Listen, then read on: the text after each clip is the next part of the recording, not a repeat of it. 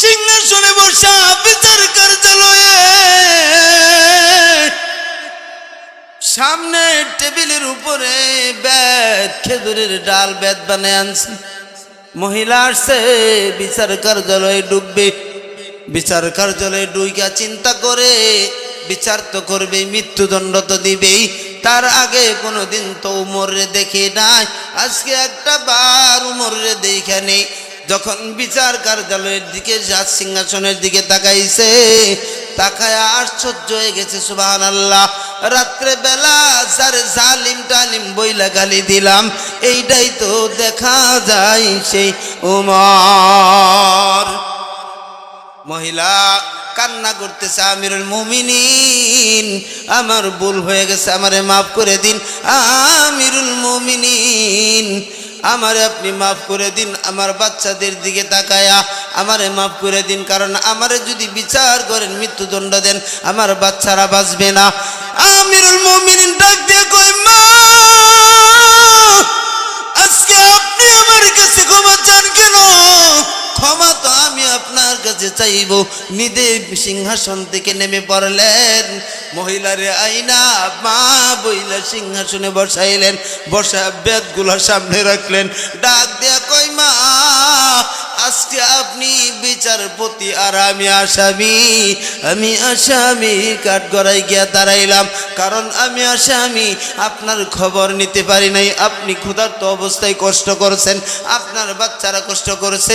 ও মা, এই আসামির সামনে লাঠিও রাখা আছে, যত ইচ্ছা আমার বিচার করুন, আমারে মারতে মারতে প্রয়োজনে দুনিয়ার থেকে বিদায় করে দিন, তারপরে আপনি যেই কথা বলছেন আল্লাহর আদালতে বিচার দিবেন। মা আল্লাহর আদালতে আমি উমরের বিরুদ্ধে বিচার দিয়েন না। যার কথা মনে হলে ভরে যাইব, খোলা পায়ে রাশেদার উমর ফারুক।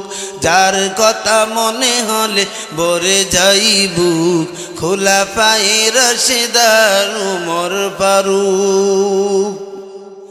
তিনি সে উমর, এত পরিবর্তন শুধু একটাই, আল্লাহর কোরআনের মালা গলায় পড়ার কারণে সমাজ পরিবর্তন হয়ে গিয়েছিল।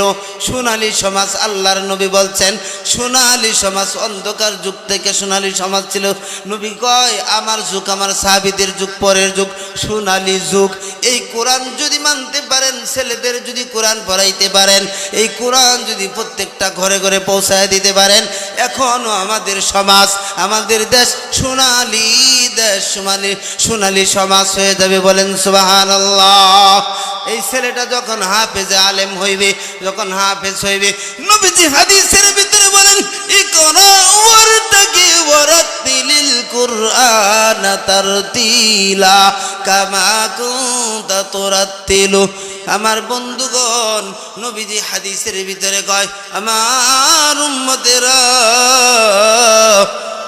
আমার উম্মতেরা একটা সন্তান যখন হাফেজ কোরআন হইবে, জান্নাতের সর্বোচ্চ জায়গায় যাবে।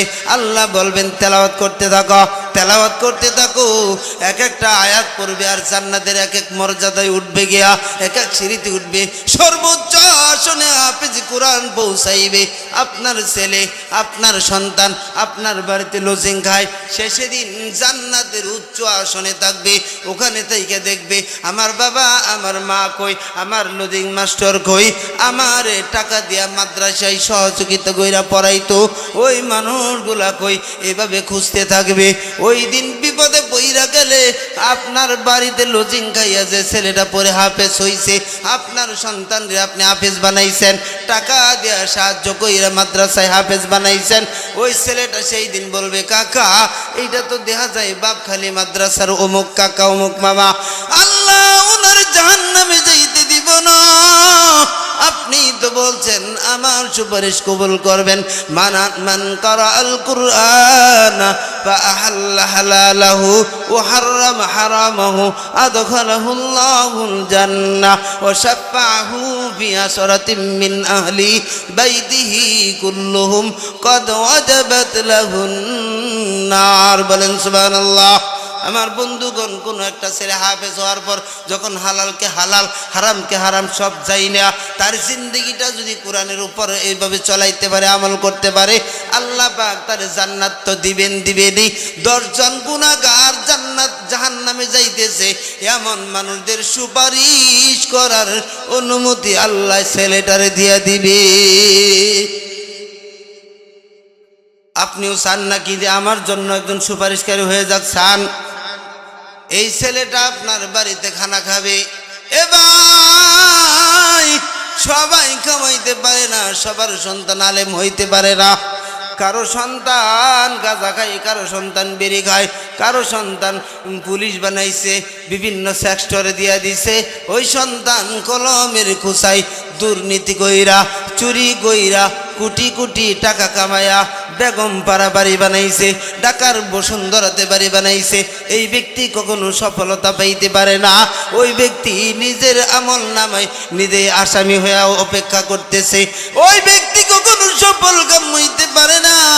যার সন্তান রে ওই ব্যক্তি সফল কাম হইতে পারে, ওই ব্যক্তি সফল। যার সন্তান রে হাফেজ বানাইছে, দুনিয়ার বুকে বড় লোক হইতে না পারলেও ময়দানে হাসরে সে হবে সবচাইতে বড় লোক। এই মাদ্রাসারে মহাব্বত করার দরকার আছে না নাই? এখানে আল্লাহ গুণগত মানুষের ফ্যাক্টরি বানাইছে। আমি যেই আয়াত পড়ছি, আর রহমান আল্লামাল কুরআন খলাকাল ইনসান, আল্লাহ বলছেন আমি মানুষ বানাইছি কোরআন শিখায়া। কি বলছেন আল্লাহ? মানুষ বানাইছি কোরআন শিখায়া। আল্লাহ তো এই কথা কয় না আমি ইঞ্জিনিয়ার বানাইছি বাংলা ইংরেজি পড়ায়া। আল্লাহ তো এই কথা কয় না অ্যাডভোকেট বানাইছি ইংলিশ পড়ায়া। আল্লাহ কইছে মানুষ বানাইছি কোরআন শিখায়া। সুতরাং গুণগত ভালো মানুষ যদি চান, কোরআনের ছাড়া কোনো বিকল্প নাই। এই কোরআনের ঘরকে মহব্বত করলে, এ ভাই, আপনার 500,000 টাকা দিয়া যদি মাদ্রাসায় কাজে লাগাইতে পারেন, আপনি মারা যাইবেন।